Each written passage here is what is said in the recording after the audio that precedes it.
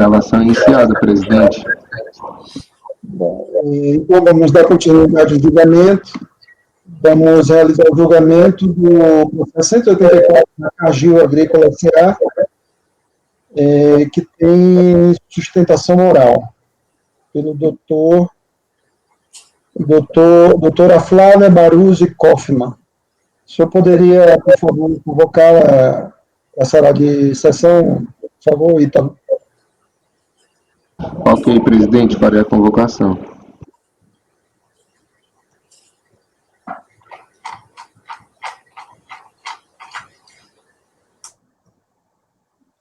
Relator, deixa eu ver.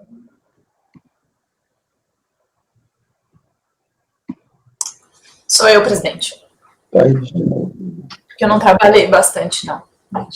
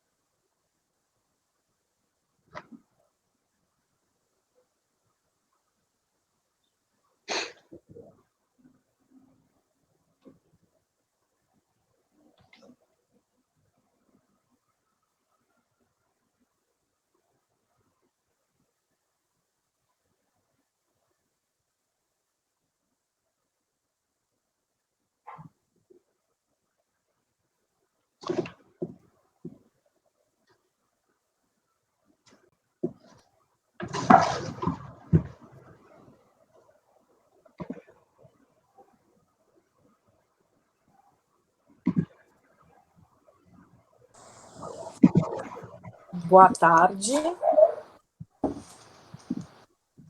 Boa tarde, Flávia. Como foi? Agora estamos vendo. Ah, que ótimo, que eu acessei pelo celular, tive um problema aqui de conexão pelo computador, então eu não me vejo, mas vocês me veem, tá ótimo. Isso. A gente vai realizar o julgamento do item 184 da pauta da Cargill Agrícola S.A. Tá? Perfeito. A relatoria da conselheira Thaís de Laurentiis, e ela vai ler o relatório e depois será aberto o tempo de 15 minutos para a senhora realizar a sustentação oral. Ok? Perfeito, sim. Com a palavra, conselheira Thaís. Obrigada, presidente. Trata-se de recurso voluntário interposto em face da decisão proferida pelo DRJ Ribeirão, que julgou improcedente a manifestação de conformidade apresentada pela contribuinte. Eu coloquei as folhas aqui, tá, pessoal, porque é desses processos antigos que não está separadinho os documentos no processo, tá? Por bem consolidar os fatos ocorridos até a decisão da DRJ, colaciona o acórdão recorrido in verbis, tá?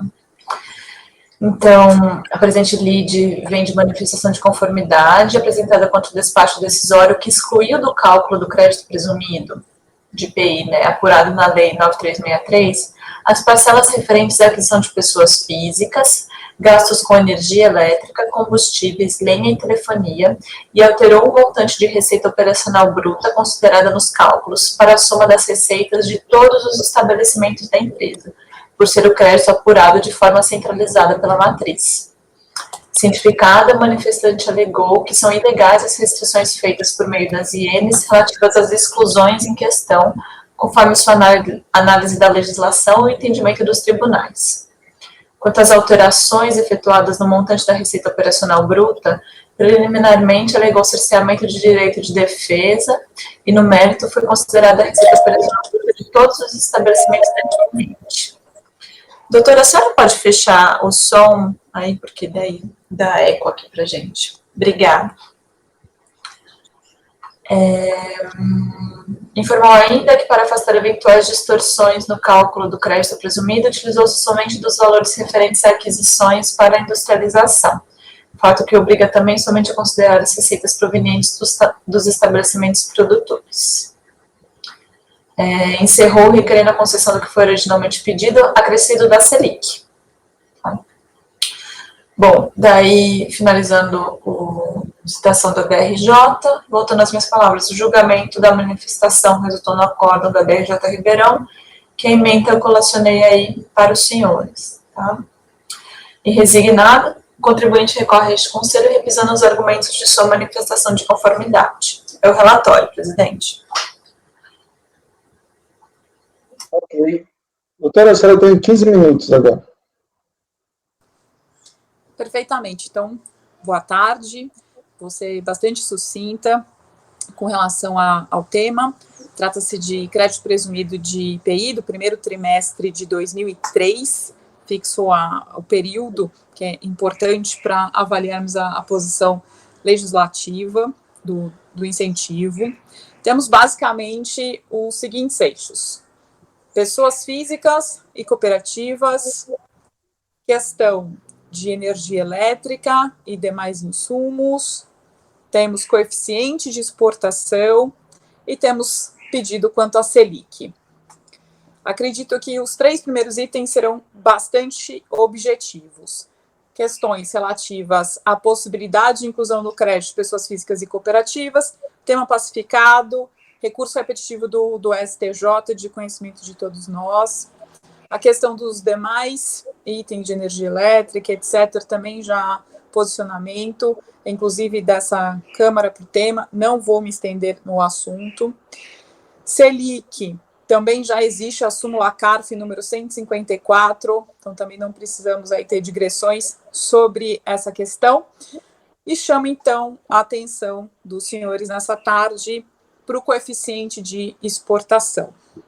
Ocorreu, no caso, como bem relatado, uma indevida majoração da receita operacional bruta da contribuinte de 1.040.000, no entendimento da recorrente, para 1.717.000, aproximadamente, no entender da autoridade administrativa.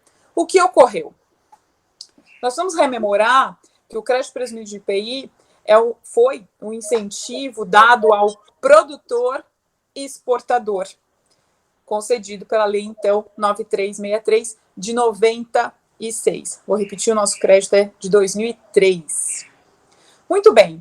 A lei 9363 estabeleceu que o cálculo era feito da seguinte maneira: 5,37% vezes o total das aquisições no mercado interno de matéria-prima, produto industrializado, produto intermediário, material de embalagem, vezes o resultado decorrente entre receitas de exportação do contribuinte dividido pela receita bruta operacional do estabelecimento.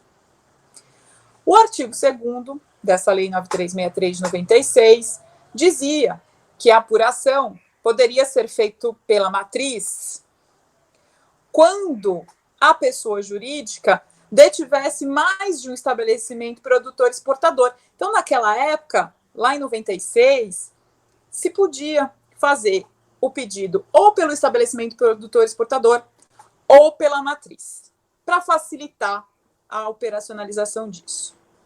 Em 99, por isso eu fixei a data do crédito como importante para nós, houve uma alteração legislativa. Sobreveio a Lei 9779, que tornou obrigatório o pedido pela matriz. Então, foi instituído naquela época o que começou a se chamar de crédito centralizado do IPI. Como vocês bem sabem, é realizado pelo estabelecimento. Muito bem. Nessa legislação que sobreveio, não houve qualquer tipo de mudança sobre essa fórmula que eu relatei aos senhores para a gente rememorar do que estamos falando. Apenas foi dito, olha, faça lá o pedido de restituição em nome da matriz. E aqui que reside o problema, para a gente conseguir entender a majoração da receita operacional bruta que interfere no nosso cálculo. Então, vamos fixar, estamos falando ali de uma fórmula, né, em que eu tenho as receitas de exportação divididas pela receita operacional bruta. Vamos relembrar que é um benefício dado ao produtor exportador.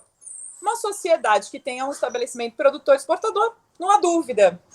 Mas esse contribuinte, a Cargill, aqui julgada hoje, possui mais de um estabelecimento e possui uma multiplicidade de atividades. Produtor exportador, só comercial exportador.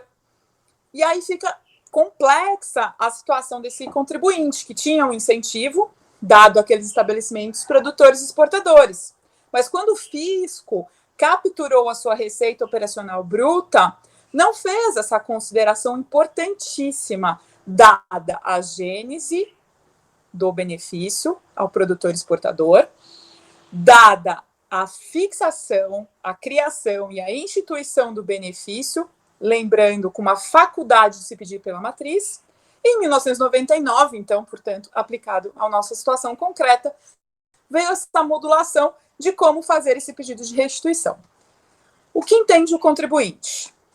Que a receita operacional bruta, portanto, lembrando lá da fração numerador-denominador, então na parte de baixo da fração, deve ser considerada a receita operacional bruta apenas dos estabelecimentos produtores exportadores e não da totalidade da receita operacional bruta da pessoa jurídica, pelas razões que nós já comentamos. Essa é a gênese do benefício.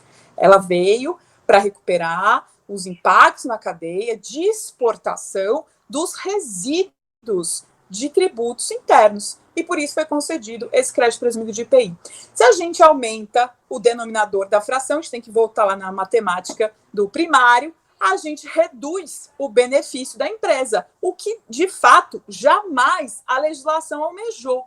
Quando instituiu na 9779 de 99 o pedido pela matriz, e não o cálculo, considerando a totalidade das receitas operacionais brutas do contribuinte. Então, seguindo adiante, entendemos que essa distorção de cálculo jamais constou da legislação. Entendemos que a receita operacional bruta é aquela indicada pelo contribuinte, aproximadamente R$1.040.000. E temos também, para trazer aqui a ilustração, um acórdão do ano de 2019, dessa ilustre turma, uma composição um pouquinho diferente, acórdão 3402-006-329 da Cargill, em que essa turma reconheceu o pleito da contribuinte nos exatos termos em que relatei no tocante ao seu coeficiente de exportação. Assim, finalizo e requeiro o provimento do recurso voluntário da empresa. Muito obrigada.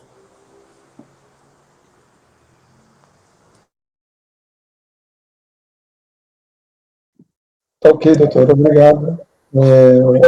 A palavra é relatora. Obrigada, presidente.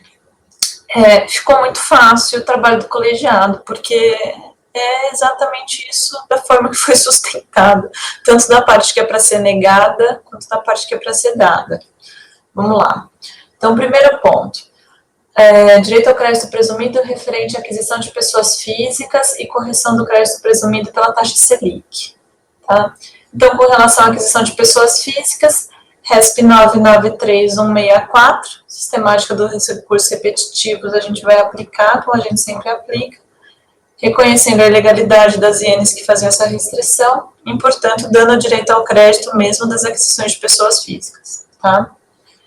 E esse repetitivo é um dos repetitivos, né, que a gente sabe que tem vários, na verdade, que falam uma gama aí, que falam sobre a possibilidade de atualização pela taxa Selic, tá? Que veio aí depois sedimentada pela súmula CARF número 154, falando que se conta a correção pela taxa Selic a partir do dia 361, né, depois do pedido. Então, nessa parte, eu estou dando provimento, né, à defesa do contribuinte. Com relação aos crédito referente à aquisição de produtos que não se alteram em razão da ação exercida pelo produto exportado. É questão de insumo, crédito básico de insumo de IPI, tá?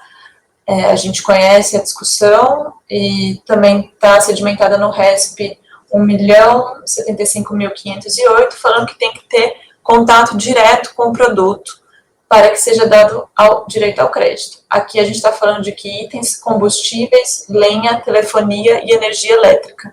Nada disso dá direito ao crédito de IPI, tá? Porque não exerce função diretamente sobre o produto industrializado. Então, eu estou negando o direito ao crédito sobre essa parte. Daí vem a parte diferente, que é desse coeficiente de exportação, que a patrona comentou aqui. Eu não sei quem estava nesse julgamento desses casos que foram citados, mas eu acho que quem estava vai lembrar, quem fez a exposição na época foi a doutora Fabiana Carsoni, do Maris, e ela é bem também detalhista, enfática, quando ela faz as sustentações, e foi dessa forma que decidiu o colegiado, que eu vou colocar aqui para vocês, naquela oportunidade. Vamos lá. O coeficiente de exportação, estipulado pela Lei 9363, para operacionalizar o crédito presumido de IPI, benefício fiscal criado para estimular as empresas exportadoras, gera inegável controvérsias, dando asa à vasta jurisprudência do CARF. A citada fração, coeficiente de exportação, é determinada pela proporção entre a venda no mercado externo, nominador, e o total das vendas para o mercado interno e externo dos produtos produzidos, vale dizer a receita operacional bruta, denominador. Ocorre que, segundo a recorrente, este confronto entre a receita operacional bruta e a receita de exportação deve estar circunscrito aos estabelecimentos que realizam a atividade de produção e exportação. Disto já se percebe que, dentro do contexto global do contencioso sobre a matéria, a situação dos presentes autos é bastante particular, tendo sido apreciada por este conselho em processos nos quais figuravam como parte a própria recorrente. Estou citando aqui os acórdãos, tá? Dentre os quais, inclusive, alguns julgados por este colegiado em sua anterior composição. Também trouxe aí os acórdãos para vocês. Em todas essas oportunidades, foi ratificado o entendimento da recorrente, vez que, de fato, é o que melhor se amolda aos dizeres da lei. Vejamos. É o artigo 2º da Lei 9363, que fala que a base de cálculo é o crédito presumido, que será determinado mediante essa aplicação de nominador e denominador que a gente já discutiu, tá? Por sua vez, a Lei 9779 limitou a forma de apuração do crédito presumido, que antes era facultativamente feita de forma centralizada pela matriz, sendo que essa sistemática unificada passou a ser obrigatória para fins de fruição do benefício. Então, isso está no artigo 15. Pois bem, vemos que o artigo 2º da Lei 9363 refere-se expressamente à receita operacional bruta do produtor e exportador. A utilização dessa expressão demonstra que, caso a empresa possua diversos estabelecimentos, sendo alguns produtores exportadores e outros não, somente a receita bruta dos primeiros deverá ser levada em conta para fins de cálculo do crédito presumido de IPI. Assim, somente a receita bruta dos estabelecimentos produtores e exportadores poderá entrar no denominador da fração do coeficiente de exportação.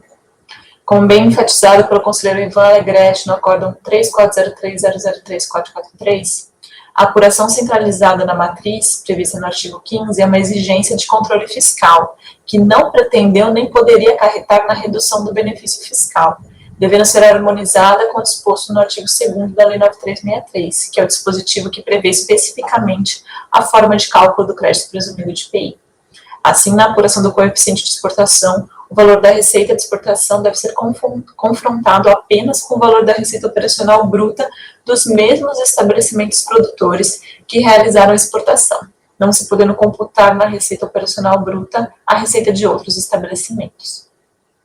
Entendimento em sentido diverso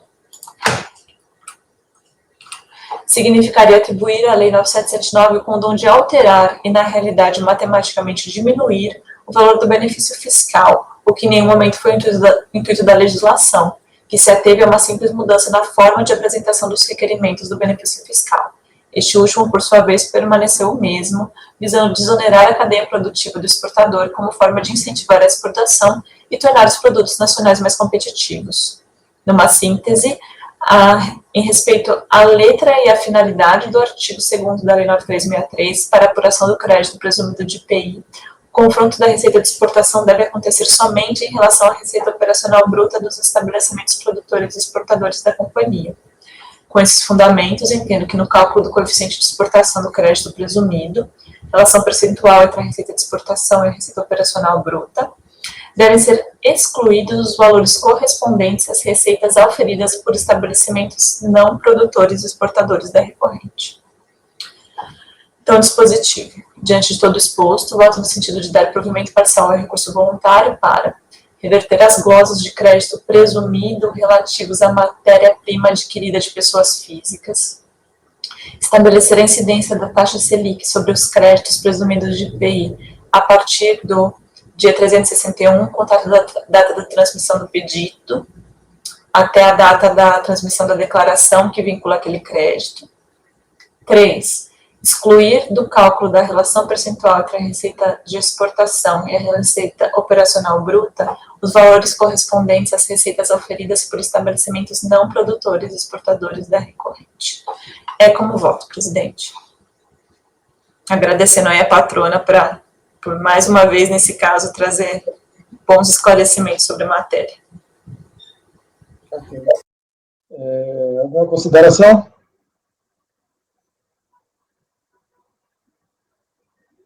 Não? Então vamos ao voto. Só uma dúvida, Thaís, quando você fez esse voto, você verificou se a Câmara Superior já se pronunciou sobre esse assunto? Eu estou procurando algum precedente e não acho nenhum de Câmara Superior, né? Tudo que eu achei eu botei aí, e todos foram favoráveis. Eu acho que a Procuradoria não conseguiu uma decisão contrária para mostrar a divergência. Entendeu? Só ganha na turma ordinária. Eu só queria fazer uma questão aqui para a turma, aí, a questão de entendimento, para ver qual o posicionamento da turma. O que caracterizaria, a doutora Thaís, que é a relatora, poderia até apresentar aí o seu entendimento. No caso, porque a súmula e até mesmo os restos, alguns restos, falam sobre oposição ilegítima do fisco. O que caracterizaria, no seu entendimento, essa oposição ilegítima, que estaria caracterizado nesse caso específico? A gente já discutiu bastante isso em outros casos, Marcos, é por isso que eu passei meio batido. A gente entende que a simples mora é a oposição ilegítima do fisco, tá? Pela leitura do voto do Fux, eu não sei em qual dos RESPs que é, não sei se o Renan vai saber, que ele também trouxe bastantes votos sobre isso. Porque o caso que deu origem ao repetitivo, que foi a base dessa súmula, era um caso de simples mora da administração. Tá? Então, a oposição ilegítima é demorar para responder também. Então, na verdade, se você fez um pedido e não veio resposta, já é oposição legítima e já pode gerar incidência da Selic. A partir do dia 361. Eu sempre falo que esse 361 é mais fácil. Porque o que a gente discutiu também é que se você tem uma compensação antes desse prazo, utilizando o crédito, daí nem chegou o termo ACO para começar a incidência da taxa Selic, né? É isso, né? Não, Renan? Eu normalmente nos meus votos eu cito um voto seu, inclusive, que eu acho que foi o processo em que teve maior discussão se de fato a simples mora configuraria ou não essa resistência legítima do fisco, e à época, salvo engano, até por unanimidade, o colegiado entendeu que sim. Desculpa se eu estiver travando, mas está todo mundo escuro para mim, tá? Mas à época o colegiado entendeu que sim, que a simples mora configuraria, que inclusive esse era o tema que tinha sido discutido judicialmente, por isso que foi bem, acho que tranquilo para o colegiado adotar esse posicionamento.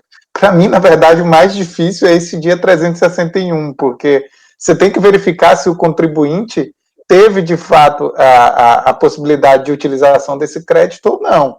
Então, se o contribuinte utilizou o crédito dentro desse prazo de 360 dias, não haveria essa oposição legítima, né? Você viu o jeito que eu no dispositivo dessa vez, por conta disso? Pronto. Eu rezo para que, no momento da execução da acórdão, entendam como a gente entende, né? Que olha, se você usou o crédito no prazo de 360 dias, não tem Selic a incidir. O Paulo, quer falar? Esse processo tem compensação? Ou é só ressarcimento? Não é só ressarcimento? Então, eu deixei, isso não foi objeto de discussão, sabe? Então, do jeito que eu botei aqui se teve compensação antes de 361 dias, não vai ter Selic. pelo que está no dispositivo. Entendeu? E daí fica para liquidação. Tá? E, Renan, eu acho que você pode ficar em paz, porque sabe o que aconteceu esses dias? Veio embargos para mim de um caso desse daí, justamente porque eu fiz errado, tá? Tinha compensação antes do 360 dias, então não tem Selic para aplicar, e a gente mandou aplicar. Embargos Então, é unidade de origem? Aham. Nossa, Daí a gente vai corrigir. Acho que vem mês que vem, tá? interessante. Ok. Então, pronto para Eu votar? até não sei quem foi que falou, eu acho que foi o Silvio que perguntou se tinha algum entendimento da Câmara Superior. Tem sim, tá? Mas aqui ele até concedeu a atualização monetária com base na taxa Selic, foi um acórdão do Andrada. Outra questão que você perguntou, né? Ele estava eu estava falando do estabelecimento coeficiente. exportador. Falaram junto, eu não ouvi, perdão. É que os outros, assim, desculpa, é até um desprestígio, às vezes, para os colegas que estão compondo a turma, é que eu prestei tanta atenção no coeficiente, que era o tema novo, né, para gente, que eu acabei nem falando, nem até pulando os outros itens. Mas era só sobre essa questão do coeficiente, tá, Marcos? Desculpe. Não, tudo bem, tranquilo. É que eu pensei que você estava falando do 9303 em relação do acordo da Câmara Superior em relação a também essa matéria da atualização monetária, né, que tem outros itens. Mas, assim, eu fico em dúvida que teve um caso, inclusive, esse caso aqui foi quando essa oposição legítima, né, quando, vamos dizer assim, em função foi a interpretação que eu dou e que também já teve casos desses na Câmara Superior. Quando há uma oposição legítima, a oposição legítima seria caracterizada pela negativa do ressarcimento em relação a um determinado pedido. Se houve negativa, esse já seria, vamos dizer assim, e aí, com base na reversão dessa negativa, né, aí sim, a reversão dessa negativa, e essa parte revertida, é que haveria, vamos dizer assim, atualização, não sobre tudo, né? Não sei se é isso que vocês estão considerando aí para fins de atualização. É só nesse ponto que eu queria deixar registrado, porque como eu também tenho essa análise, eu estava estudando sobre esse tema já faz um tempo, por isso que eu vou perguntar qual é o entendimento da turma. Seria sobre tudo ou sobre só a parte revertida ou coisa parecida? Então, mas eu consegui esclarecer, Marcos, a gente entende na turma normalmente que a simples mora já caracteriza a oposição ilegítima da Fazenda. Não seria necessária essa reversão, né? Exato. Então, teve o pedido de ressarcimento se dali 360 dias não veio o crédito, o processo está rolando, já está incidindo a Selic, no dia 361. Caso ele não tenha usado isso numa compensação antes. Salvo o melhor juízo, esse é o entendimento da jurisprudência judicial, né? A súmula do CAIF, eu não sei exatamente qual foi o precedente, o contexto, mas na jurisprudência judicial é tranquilo isso. O óbice, a oposição é a mera mora mesmo. Porque a gente tinha discutido da época, era isso aí, que parece que na jurisprudência do CAF isso não ficava tão claro. Acho que se exigia um ato, salvo engano, mas na jurisprudência judicial, que querendo ou não é a que faz gerar a súmula CAF, estaria bem mais clara essa questão da simples mora. Então, por isso que a gente, à época, entendeu que deveria prevalecer esse entendimento de que a mora configuraria nessa resistência ilegítima. Mas nos paradigmas utilizados na súmula, tem alguns que abordam essa questão do simples demora constituir uma oposição legítima. Acho que da súmula também, né? Então, não sabia. Uhum. Então, estão prontos para votar, né? Estamos. Conselheiro Chico Renan, como vota? Eu acompanho a relatora. Ok. Conselheira Maísa, como vota? Acompanho. Conselheiro Marcos Roberto, como vota? Também acompanho a relatora. Conselheira Cintia Helena, como vota? Eu acompanho. Conselheiro Paulo Regis, como vota? Com a relatora. Conselheira Renata Binim, como vota? Acompanho. E eu também acompanho a relatora.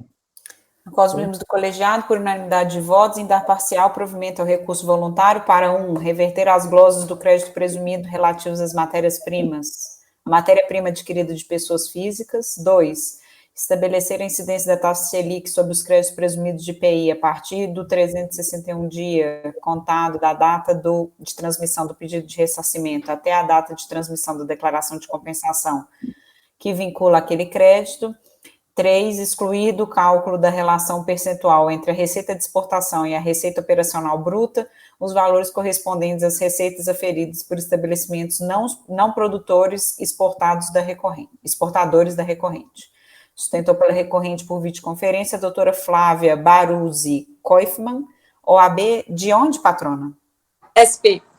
São Paulo, 206.728.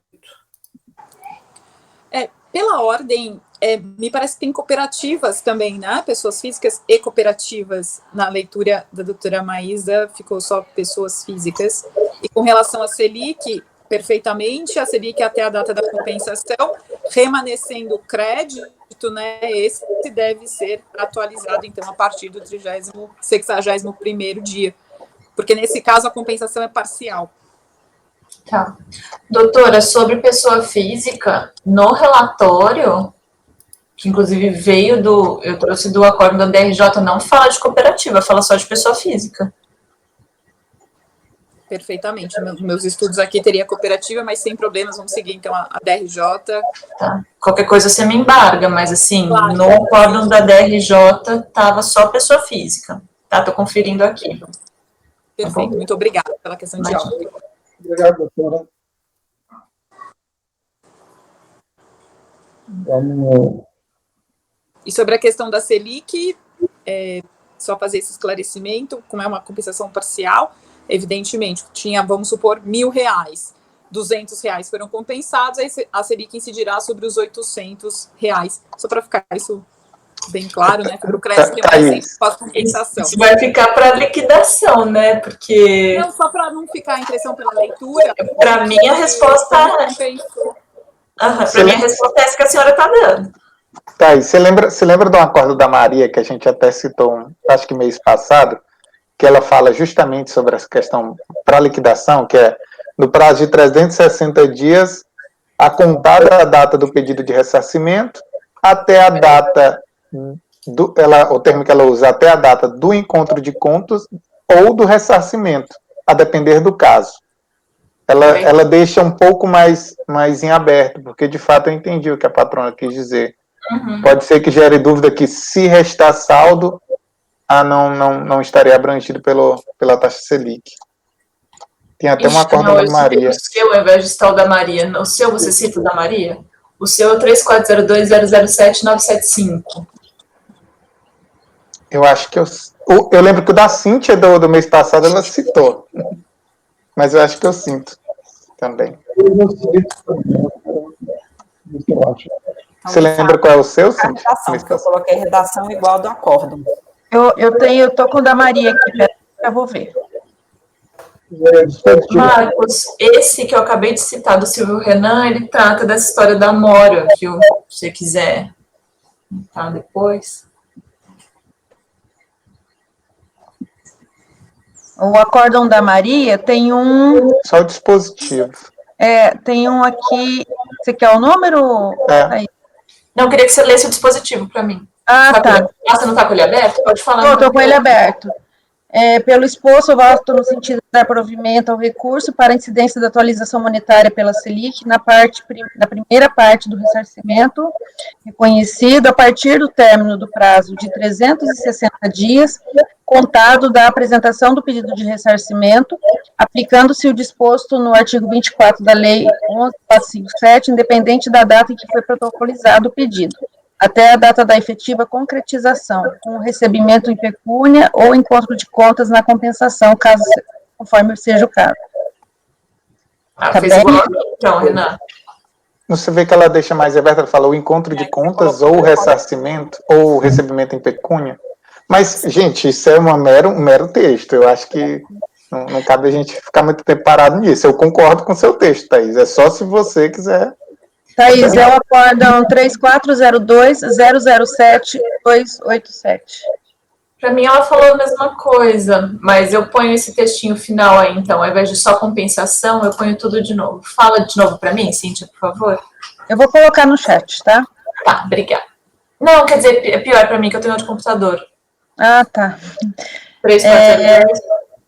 3402-007-287. Gente, desculpa, é porque eu preciso colocar aqui na ata do jeito como vai ficar no negócio. Ou eu vou colocar só 361. Então, vocês têm que decidir aqui para eu ver se eu coloco isso na ata ou não. Não, eu acho que... Acho que só da taxa Selic conhecer o crédito, a incidência da taxa Selic nos termos da súmula. Ponto. O resto está no meu voto.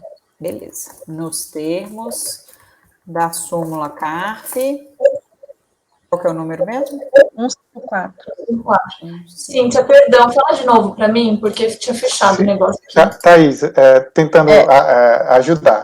3402, só 3402-007-287.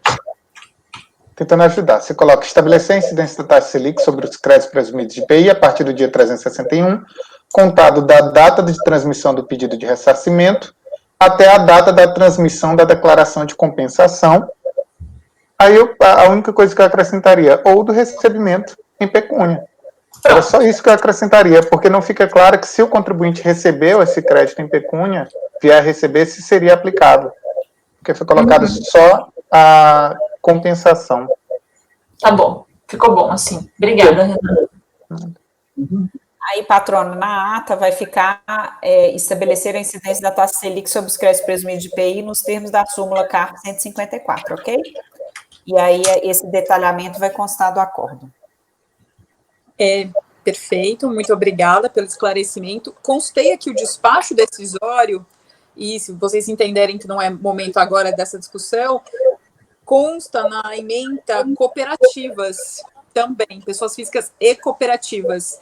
Se for o caso, a gente faz embargos com o pente fino do caso, mas se puderem checar e houver tempo, não sei como está realmente a pauta.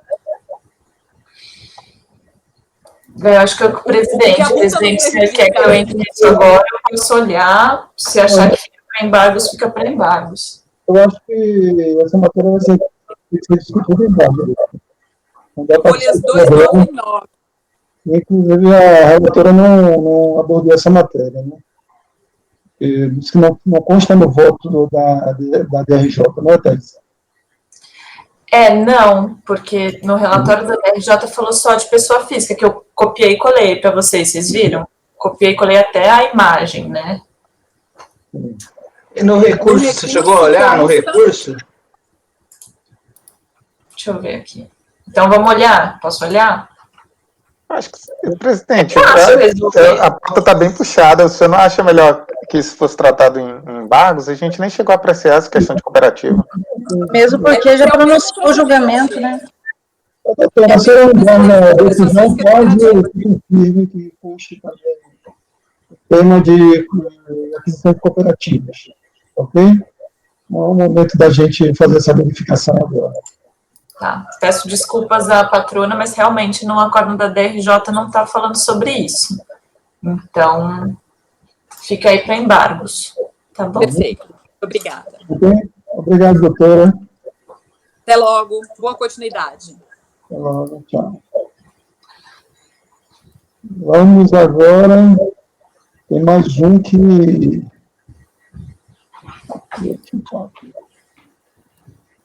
Padtec, conselheira Cíntia.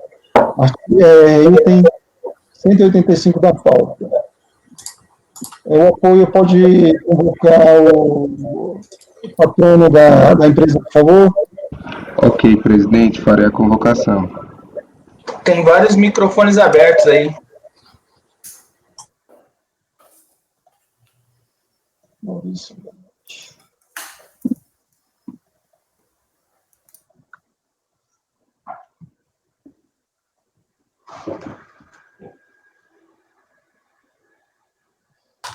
Agora é o Padtec, é isso? Padtec. Padtec.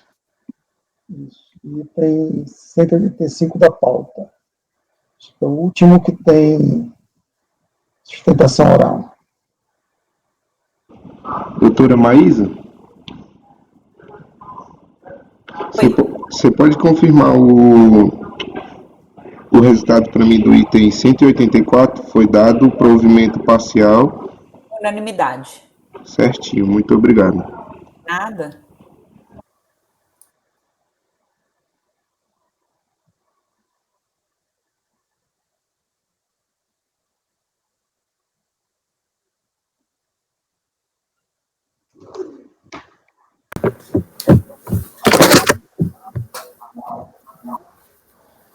Boa tarde, doutor Maurício. Boa tarde, tudo bem, conselheiros? Tudo bem. Eu, presidente, relator, eu só gostaria de colocar, eu vou fazer só o acompanhamento do processo, não vou fazer sustentação oral, e se precisar eu posso apoiá-los em algum esclarecimento fático. Ok. Nós vamos avisar o julgamento agora do item 185 da pauta, do FSA, de relatoria da conselheira Cíntia Helena de Campos. Começou com acompanhamento. Então, a palavra com a conselheira Cíntia Helena. Trata-se de embargos de declaração formalizados pela Delegacia da Receita Federal de Campinas, com fulcro no artigo 65, anexo 2 do Regimento Interno do RICARF, do RICARF. Os embargos foram opostos em desfavor da Resolução 3402.002.308, de 26 de nove de 2019, de minha relatoria, proferido com o seguinte resultado. Resolve os membros do colegiado, por unanimidade de votos, converter o julgamento do recurso em diligência nos termos do voto da relatora. Em síntese, através da Resolução 3402.002.308, o julgamento do processo foi convertido em diligência nos seguintes termos. Aqui, o que aconteceu? Eu tinha exposto os quesitos no item 13, no item 1.13 do voto, né? E aí, no dispositivo, eu constei analisar os documentos comprobatórios apresentados com a peça de impugnação, recurso voluntário e demais manifestações, intimar a contribuinte para prestar esclarecimentos e documentos e providenciar a realização da perícia, né? E aí, a unidade de origem entendeu, pela interposição do recurso. Resumindo aqui, essa parte está destacada, em nosso entendimento, o acima exposto sugere a possibilidade de ter havido um equívoco na relação ao quesito listado no item 2.13, porque eu havia mencionado, porque esses quesitos estão no corpo do recurso voluntário também, né? De fato, ao reproduzir os quesitos, que serão objetos de perícia, essa relatora incorreu em lapso manifesto, uma vez que os quesitos indicados no item 1.13 são aqueles que foram objetos da análise através do relatório técnico. E para o fim de sanar toda e qualquer dúvida acerca da diligência, impere esclarecer que os quesitos que deverão ser respondidos são aqueles apresentados pela recorrente no item 5 do recurso voluntário de folhas 17579. Ante o exposto, voto por conhecer e acolher o recurso com embargos inominados, com atribuição de efeitos infringentes para sanar a inexatidão material, o que faço para que conste na Resolução 3402.002.308 os seguintes termos para a realização da prova pericial. Com isso, nos termos permitidos pelo artigo 18 e 29 do Decreto 70.235, acumulado com o artigo 35 a 37.63 do Decreto 7574 de 2011, propõe a conversão do julgamento em diligência para a realização de prova pericial, contábil, provas periciais, técnica, engenharia, contábil de controle de produção, esclarecendo sobre os seguintes quesitos apresentados em recurso voluntário, o que deverá ser custeado pela contribuinte. Aí eu reproduzi aqui os quesitos que estavam no recurso voluntário, reproduzi no dispositivo, né, para que conste na resolução anterior. Para tanto, deve a unidade de origem proceder às seguintes providências, na forma prevista pelo Código de Processo Civil: nomear os peritos especializados e fixar um prazo para a entrega dos respectivos laudos, intimar a recorrente para, no prazo de 15 dias contado da intimação, arguir eventual impedimento ou suspeição do perito nomeado, se for o caso, apresentar requisitos complementares, caso queira, ratificar a indicação do assistente técnico, manifestar-se sobre a proposta de honorários para a realização da perícia e prestar os esclarecimentos e documentos adicionais que se fizerem necessários para comprovar os argumentos de defesa. Intimar o perito nomeado para apresentação de eventuais requisitos complementares, analisar os documentos comprobatórios apresentados com as peças de impugnação, recurso voluntário e demais manifestações anexadas ao processo, bem como novos documentos apresentados pela recorrente. E elaborar o relatório fiscal conclusivo sobre apuração e resultado da diligência, considerando os pareceres e quesitos realizados e respondidos pelas provas periciais. E intimar a contribuinte para se manifestar no prazo de 30 dias e, após, com ou sem resposta da parte, retorne os autos a este colegiado para julgamento. Porque o que acontece, a parte, ela apresentou os quesitos e nomeou esse assistente técnico no recurso voluntário. E tinha também um laudo técnico no processo, que também tiveram alguns quesitos nesse laudo, e foi reproduzido também no corpo do texto. Então, o fiscal achou que seria melhor esclarecer, uma vez que eu tinha reportado os quesitos do recurso voluntário. E aí, então, eu só estou incluindo no dispositivo esses quesitos. É isso. Cíntia. Você está aberta a palavra? Tô. Eu acho que isso não é um embargo, não. Foi a resposta da diligência, não foi, não?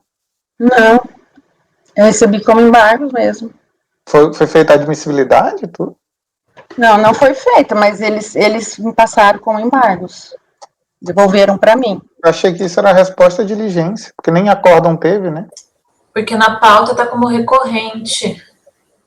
Não, mas porque, assim, esse caso, ele foi julgado na época, em setembro de 2019, era ele e um outro processo também, com os mesmos fatos, só mudava o período, se eu não me engano. Dá licença, eu até abri o processo, eu até fiquei em dúvida, né, que eu confesso que eu nunca vi embargos de resolução. E aí eu fui olhar no processo, de fato, tem a resolução que saiu, e logo embaixo, em seguida, tem só uma informação fiscal que veio da unidade de origem. Uhum. E essa informação fiscal que veio da unidade de origem não foi tratada como embargos, e como o próprio conselheiro Silvio Renan falou, não teve um despacho de admissibilidade de embargos que é feito pelo próprio presidente da Câmara. Eu estranhei a falta do despacho. Ele foi incluído, ele foi direcionado para mim, e nesse outro caso específico, também foi tratado e decidido pelo colegiado como embargos e nominados. Inclusive, é a mesma decisão. Eu interpreto isso aqui... Posso tirar... Bom, se o colegiado entender, posso tirar da pauta também e fazer em forma de despacho. Não, acho que o que você colocou o colegiado pode decidir de forma diferente, mas eu estou dando só uma sugestão. Todo o conteúdo que está na sua decisão aí pode ser o conteúdo de uma nova resolução. Aí você coloca isso como sendo resolução, retificando o conteúdo da outra resolução, e aí devolve para a unidade de origem para ela proceder à diligência. Ponto. Era justamente. Não precisa fazer acordo de embargos, nem tirar de pauta. Você só retifica o que foi verificado aí e ponto. Eu estou seguindo o caminho que foi dado ao outro processo. Inclusive, a informação fiscal também foi nesse sentido. Foi igualzinho, foi idêntica, a mesma informação fiscal. Foi incluída em pauta e foi julgado como embargo. Não é embargo, Cíntia. Aqui ele pediu, assim, solicitamos para que esse colegiado se manifeste no sentido de ratificar ou retificar a lista de quesitos. O que você está fazendo? Retificação. Posso transformar em resolução nova também. É a mesma coisa, só vou trocar o relatório lá. o arquivo, tudo, né? Sim, é claro. E aí explica no relatório que eles te pediram informação e que por isso foi feita uma resolução com os quesitos corretos. Mesmo porque, analisando bem, não seria o caso de despacho também, porque aí a aprovação dos quesitos Mas eu acho pelo colegiado. Não é possível consertar nessa questão. Vai ter que se retirar de pauta. Mas é o mesmo conteúdo, presidente. Mas é a mesma exatamente coisa. o mesmo conteúdo, só vai mudar que não é embargo, é resolução. Quer deixar em vista de mesa, eu já faço isso agora, transformo em resolução, porque é O mesmo. conteúdo vai ser o mesmo, não precisa, porque o conteúdo que está no, entre aspas, o acórdão, não é acórdão, ele é uma resolução. Só para poder mandar o processo de volta. Inclusive, os próprios memoriais vieram com embargos também. Mas na pauta ele está como embargos, né? Tá. Não, na pauta não está como embargos. Ele não está? Na pauta ele está como recorrente. Recorrente, não tem nada de embargos aqui. Tá? Então, só para o presidente ficar mais tranquilo, é uma sugestão, Cíntia, enquanto a gente tiver em algum intervalinho, acho que você consegue fazer rapidinho É só copiar e colar. Né? E daí a gente termina. Quer dar um prazo, quer dar um intervalo de 10 minutos e aí eu já faço, porque o próximo processo é da minha relatoria também. Eu já faço aqui agora. Mas a gente tem um É patrão. que está acabando o dia. Tá, eu faço aqui, porque na verdade eu só vou mudar o arquivo, né? Vou tirar do arquivo de embargos e transformar em recurso voluntário. O que vocês acham de a gente ver isso amanhã de manhã? Tem problema pelo patrono? A gente... Senhores, bom, aproveitando que eu fui consultado, de fato aconteceu exatamente isso no processo irmão gêmeo, né, foi recebido como embargos e assim voltou para a origem. A questão é muito simples, é o esclarecimento dos quesitos. Nós estamos plenamente de acordo, o encaminhamento que foi dado no outro caso foi exatamente esse que a conselheira está dando.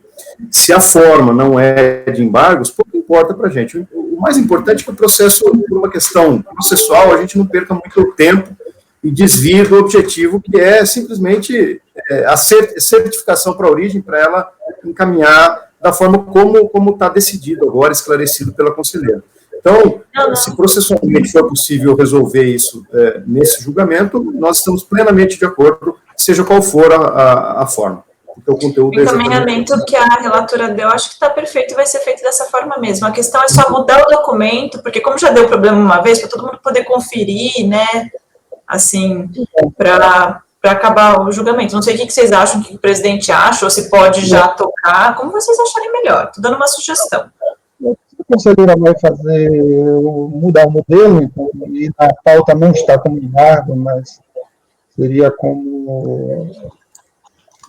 julgamento mesmo do recurso, então acho que você faz e no final do julgamento, depois que a gente julgar o último... Se quiser deixar com vista de mesa aqui, eu estou tranquila, não tem problema não.